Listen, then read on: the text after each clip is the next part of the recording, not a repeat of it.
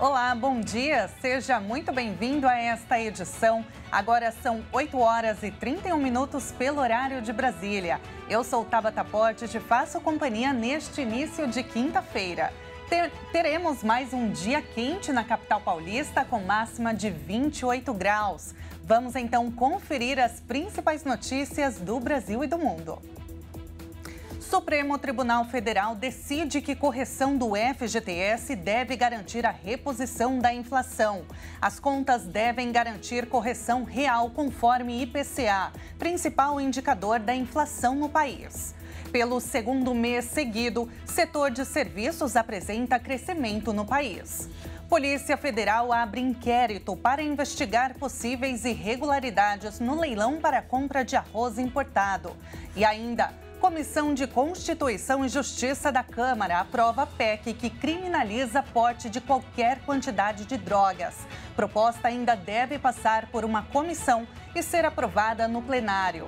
Essas e outras notícias você confere a partir de agora.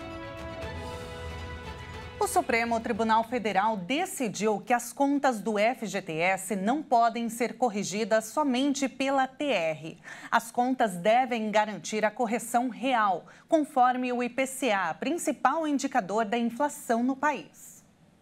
A nova forma de correção vale para novos depósitos, a partir da decisão do Supremo e não será aplicada a valores retroativos. Após o julgamento, a assessoria de imprensa do Supremo esclareceu que a nova correção deve ser aplicada ao saldo atual das contas, a partir da publicação da ata de julgamento, que deve ocorrer nos próximos dias. Pela deliberação dos ministros, fica mantido o atual cálculo que determina a correção com juros de 3% ao ano, o acréscimo de distribuição de lucros do fundo, além da correção pela taxa referencial. A soma deve garantir a correção pelo Índice Nacional de Preços ao Consumidor Amplo, da inflação oficial. Se esse cálculo não alcançar a inflação, cabe ao Conselho do Fundo de Garantia estabelecer a forma de compensação. O índice acumulado nos últimos 12 meses é de 3,90%. A proposta de cálculo foi sugerida pela Advocacia Geral da União, órgão que representa o governo federal, após conciliação com centrais sindicais durante a tramitação do processo. E agora só falta a assinatura do presidente Lula para que comece a contar o prazo para a cobrança do imposto de importação nas compras internacionais de até $50. A Câmara dos Deputados aprovou em caráter definitivo o projeto Mover, em que foi incluído o artigo da taxa das blusinhas. Com 380 votos a favor e 26 contra, o plenário da Câmara aprovou a proposta que cria o programa Mover, de mobilidade verde e inovação. O projeto inclui medidas de incentivo ao setor automotivo. O Mover prevê incentivos fiscais para empresas do ramo automotivo que investem em sustentabilidade e prevê novas obrigações à indústria automotiva para diminuir seu impacto ambiental. O Mover prevê 19 bilhões de reais em créditos financeiros até 2028, que podem ser usados pelas empresas para abater impostos federais em contrapartida a investimentos em pesquisa e desenvolvimento e projetos de produção. O programa também destaca um investimento de 3,5 bilhões de reais em créditos financeiros ainda neste ano para que as empresas invistam em descarbonização. Além disso, o texto estabelece aprovado prevê uma taxa de 20% sobre compras internacionais de até $50, conhecida como taxa das blusinhas e afeta diretamente sites estrangeiros. Atualmente, produtos de lojas do exterior não são taxados com o imposto de importação, o que geralmente os torna mais baratos que os nacionais. Sobre as compras do exterior abaixo de $50, incide apenas o imposto sobre ICMS estadual, com alíquota de 17%. E o setor de serviços voltou a apresentar um resultado positivo. O balanço foi apresentado pelo IBGE. Pelo segundo mês, o setor de serviços registrou alta no Brasil. Em abril, o segmento cresceu 0,5%. Com isso, o indicador acumulou um ganho de 1,2% no período. Com a variação, o setor figura agora 12,0 9% acima do patamar pré-pandemia. O resultado positivo de abril contou com a alta de 3 das 5 atividades pesquisadas. O destaque vai para o avanço vindo do setor de transportes e de outros serviços, com ambos crescendo pelo segundo mês seguido e acumulando ganhos. O outro avanço ficou com informação e comunicação. Já em sentido oposto, os serviços administrativos e prestados às famílias recuaram neste mês, após terem avançado em março. Em comparação com abril do ano passado, o volume do setor de serviços teve alta de 5,6%. No acumulado dos primeiros 4 meses do ano, frente a igual período do ano anterior, o setor de serviços apresentou expansão de 2,3%. A expansão do volume se deu em 23 unidades da federação. E a contribuição positiva mais importante ficou com o estado de São Paulo, seguido por Minas Gerais e Rio de Janeiro. E o ministro Raul Araújo, do Tribunal Superior Eleitoral, anulou uma condenação contra o ex-presidente Jair Bolsonaro e o general Braga Neto por atos de 7 de setembro de 2022. Porém, o ex-presidente continua inelegível até as eleições de 2030, por ainda ter 2 condenações válidas no TSE. Isso porque a ação de Araújo não revogou a decisão da primeira sentença.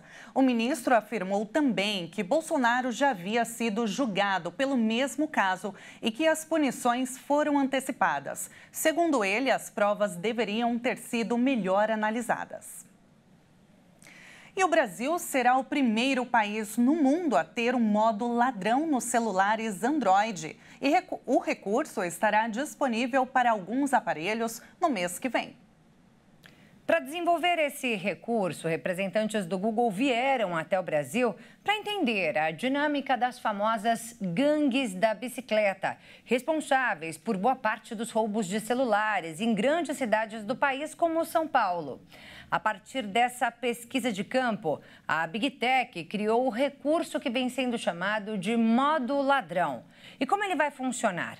Bem, ele fará com que o próprio celular identifique o roubo usando inteligência artificial e o acelerômetro, que é um sensor que mede a vibração e a aceleração. Assim que o ladrão puxar o aparelho da mão da vítima, o próprio dispositivo vai bloquear a tela do aparelho e ela só poderá ser ativada novamente por meio de senha. E quando o recurso for ativado, aparecerá a seguinte mensagem: possível roubo detectado. Este dispositivo foi bloqueado automaticamente para proteger seus dados. O modo ladrão só vai funcionar nos aparelhos com Android 10 ou superior. Aqui em São Paulo, pelo menos 35% da população já teve o celular roubado. Desse montante, 16% já teve mais de um aparelho subtraído, segundo pesquisa recente feita pelo Datafolha. Só no ano passado foram registrados cerca de 103 mil roubos de smartphones aqui na capital paulista. Isso de acordo com o portal da Transparência da Secretaria de Segurança Pública. E a Comissão de Segurança Pública da Câmara dos Deputados aprovou o uso de escudos e sprays de pimenta, algemas, colete, a prova de balas, aliás, e até cacetetes nos centros socioeducativos para infratores menores de 18 anos. Quem não colaborar poderá ser submetido às penalidades. O projeto ainda terá que ser votado pelo plenário e depois enviado ao Senado. E a Polícia Federal abriu um inquérito policial para investigar possíveis irregularidades no leilão para a compra de arroz importado. De acordo com a corporação, o pedido veio diante de denúncias de que empresas sem histórico de atuação no mercado de cereais venceram o certame. A Companhia Nacional de Abastecimento solicitou à Controladoria Geral da União e à Corregedoria Geral da própria empresa a apuração de todos os fatos envolvendo o leilão para a compra do arroz. Segundo a Conab, a intenção é garantir transparência, bem como prestar contas à sociedade brasileira. A decisão do governo federal de anular o leilão cancelou a compra das mais de 260 mil toneladas de arroz que seriam importadas para o país. No mesmo dia, o secretário de Política Agrícola do Ministério da Agricultura e Pecuária, Nery Geller, pediu demissão após suspeitas de conflito de interesse. O diretor de abastecimento da Conab, Tiago dos Santos, responsável pelo leilão, é uma indicação direta do secretário. Além disso, a principal corretora do leilão é do empresário Robson Almeida de França, que foi assessor parlamentar de Geller na Câmara e é sócio de Marcelo Geller, filho do secretário, em outras empresas. Mais cedo, nesta quarta, o ministro do Desenvolvimento Agrário e Agricultura Familiar, Paulo Teixeira, disse que o edital do novo leilão de arroz importado deve sair no prazo de uma semana até 10 dias. E o presidente Luiz Inácio Lula da Silva afirmou que o Brasil deve aproveitar a oportunidade de explorar petróleo em águas próximas à foz do Rio Amazonas. Ambientalistas se opõem, principalmente pela luta contra as mudanças climáticas. Em um evento com a presença de investidores da Arábia Saudita no Rio de Janeiro, o presidente Luiz Inácio Lula da Silva voltou a defender a exploração de petróleo perto da foz do Rio Amazonas. Para o líder petista, o Brasil deve aproveitar a oportunidade com responsabilidade.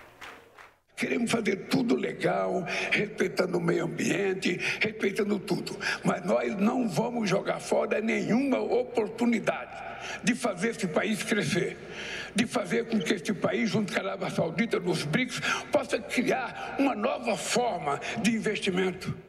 O projeto petrolífero offshore, em uma área conhecida como Margem Equatorial, é altamente controverso e gera tensões até mesmo dentro do governo Lula. A ministra do Meio Ambiente e Mudança do Clima, Marina Silva, se opõe abertamente à exploração. No ano passado, o IBAMA negou a concessão de uma licença à Petrobras para realizar perfurações exploratórias de petróleo na área. Ambientalistas apontam uma contradição em Lula por defender a exploração de combustíveis fósseis, enquanto busca se destacar como uma figura proeminente na luta contra as mudanças climáticas.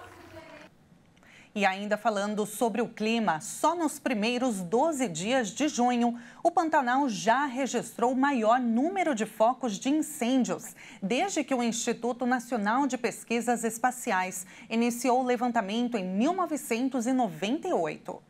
733 focos de queimadas foram registrados entre o Mato Grosso do Sul e no Mato Grosso em 12 dias.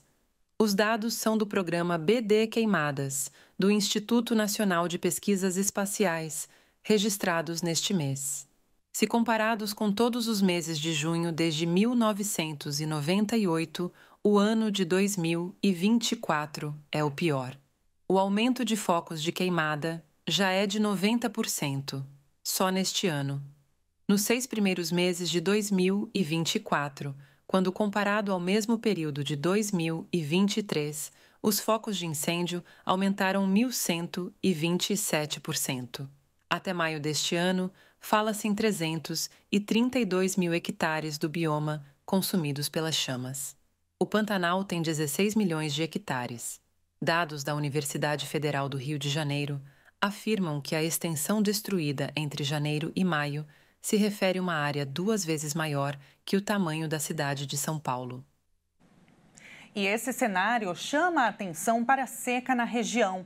Em Corumbá, uma das principais cidades do Pantanal sul-mato-grossense, já são cerca de 50 dias sem chuva. Com os incêndios florestais e a baixa umidade do ar, uma densa fumaça se concentra sobre o município. E é preciso muita atenção.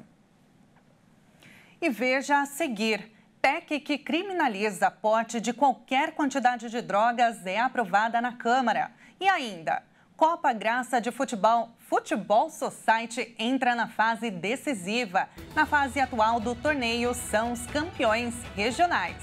Todos os detalhes daqui a pouco. Voltamos já já.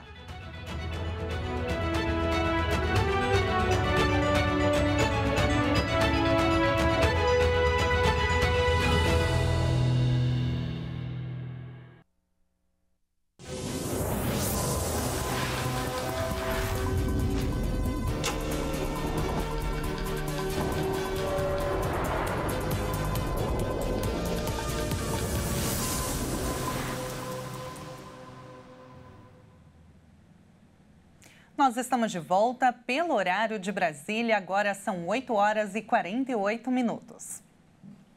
A proposta de emenda constitucional que torna crime o porte de drogas de qualquer quantidade foi aprovada na Comissão de Constituição e Justiça da Câmara dos Deputados. A aprovação aconteceu com 47 votos a favor e 17 contra. Assim, a PEC 45/23 foi aprovada pela Comissão de Constituição e Justiça da Câmara dos Deputados e agora a matéria deve ser analisada por uma comissão especial. Em seguida, será votada pelo plenário da Câmara. A PEC veio do Senado, onde já foi aprovada. O texto vai de encontro ao avanço de um julgamento do STF que pode descriminalizar o porte de maconha, em pequena quantidade, para uso pessoal. A proposta é incluir um inciso na Constituição Federal para tornar crime a posse e o porte de qualquer quantidade de droga ilícita, como maconha, cocaína ou ecstase.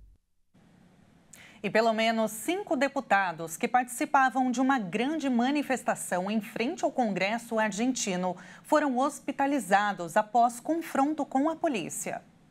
A polícia argentina usou gás lacrimogêneo contra políticos e manifestantes que protestavam nesta quarta-feira em frente ao Congresso em Buenos Aires.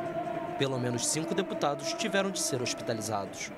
O episódio ocorreu enquanto senadores debatiam um projeto de lei crucial para a governabilidade do presidente Javier Milei. A polícia antidistúrbios isolou o prédio do Congresso com barricadas. Cerca de 40 pessoas receberam atendimento médico no local com irritação na pele. O Senado discute a lei de bases, que inclui incentivos a grandes investimentos por 30 anos, uma reforma trabalhista, privatizações e uma polêmica delegação de poderes legislativos ao presidente ultraliberal. Milei precisa do apoio dos congressistas após não conseguir aprovar uma única lei em 6 meses de governo.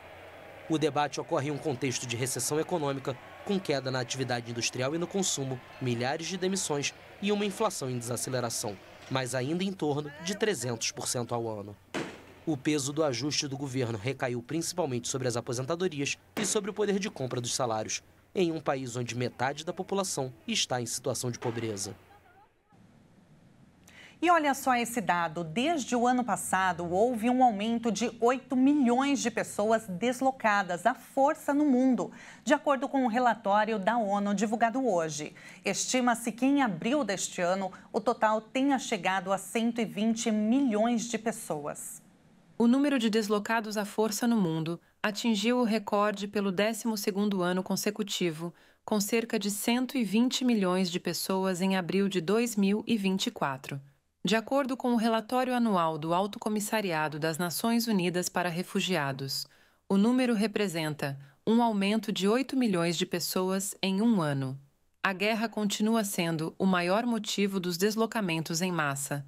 Depois entram no cálculo refugiados e perseguidos.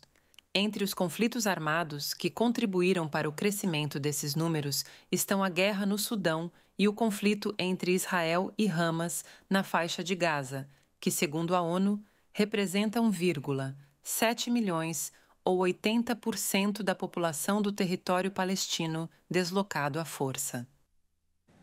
E agora a gente muda um pouquinho de assunto, porque a Copa Graça de Futebol Society entrou na fase decisiva. A fase atual do torneio são os campeões regionais. Vamos conferir. Oração, união, alegria e muita disputa. Foi assim a grande final da Copa Graça Regional de Mogi das Cruzes. O torneio de futebol Society é organizado pela Igreja Internacional da Graça de Deus e reúne igrejas de todo o estado. E o pastor Nilton Bento, que é o coordenador geral da Copa Graça, destacou o sucesso do torneio. Segundo ele, a cada ano a competição tem crescido mais e mobilizado um número maior de comunidades. O resultado são bons jogos e vidas transformadas através do esporte. Esse ano nós trouxemos uns times melhores, né? As pessoas, os pastores, os coordenadores acabaram escolhendo jogadores um pouco mais rodados na várzea mesmo, alguns até profissionais, e participaram junto com a gente, então assim, deu um brilho maior na competição. A importância da Copa Graça é alcançar pessoas que dentro da igreja a gente não conseguiria alcançar, né? Jogadores que participam, que muitas vezes não pisariam numa igreja, mas aqui na quadra eles acabam por ouvir a palavra de Deus. O objetivo maior da Copa Graça é levar as pessoas à salvação. O pastor Césio Rojo, da Igreja Internacional da Graça de Santa Isabel, fala que a Copa Graça veio cumprindo a missão de aproximar as pessoas cada vez mais para os ensinamentos de Jesus. A Copa Graça, nessa edição, ela já veio com um pouco mais até assim de força, né? Uma vez que é um projeto, né, encabeçado, idealizado pelo deputado Davi Soares, juntamente com o pastor Newton César. O principal que nós temos, né, no nosso coração sempre, né, esse trabalho, o alvo, né, como nós sempre falamos, é mais do que futebol. Então temos alcançado vidas, né, agregado as pessoas, né, alguns que estavam afastados, inclusive da igreja. Eu tive a oportunidade de presenciar momentos, inclusive, que o futebol ele é adrenalina, né, ali o jogo de contato, e presenciamos também momentos um pouco mais assim acirrados, com depois um pedido de desculpas, entendendo que o alvo aqui é muito maior do que o futebol. Jesus é o nosso, que nos faz mais do que vencedores em todas as coisas. Na Copa Graça, todos são campeões. O campeonato da Copa Graça está na sua 4ª edição e este ano, em Mogi das Cruzes, contou com 12 times com apenas uma finalidade: propagar o Evangelho de Jesus por meio do futebol. E na final, foi Mogi das Cruzes com César de Souza. E a final foi emocionante. O time César de Souza começa fazendo o primeiro gol, mas não foi fácil manter a liderança. Logo, o Mogi das Cruzes empata, faz o segundo e finaliza com o terceiro, ganhando a Copa Graça por 3-1.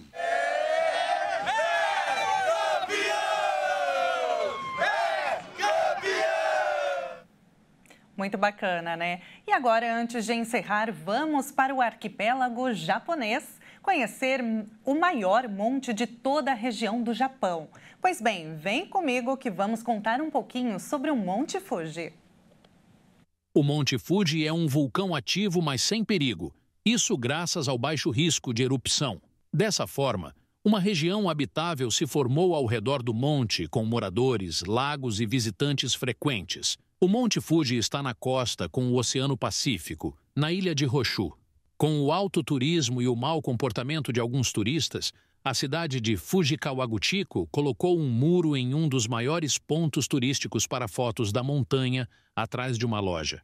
Medida que gerou muita polêmica, mas não diminui a beleza do lugar. E é claro que a gente vai para lá, né? Vamos fazer uma viagem agora, saindo dos nossos estúdios HIT em São Paulo e indo diretamente para uma estação onde turistas e moradores desembarcam e tem uma vista incrível do Monte Fuji logo atrás. Bom, agora é noite por lá. No fuso horário, são 12 horas de diferença daqui do Brasil, ou seja, 8 horas da manhã aqui, 8 horas da noite lá. Mas a gente pode ver o Monte Fuji de fundo, essa beleza encantadora. A estação fica próxima ao lago Kawaguchi e há uma distância de mais de 60 quilômetros do topo do monte. Mesmo assim, é possível ver muito bem o monte de dentro da cidade. Isso graças ao seu tamanho colossal. E com essas imagens incríveis que a gente encerra o Jornal de hoje. Muito obrigada pela sua companhia. Uma excelente quinta-feira para você. E a gente se encontra de novo à 1 da tarde. Até lá!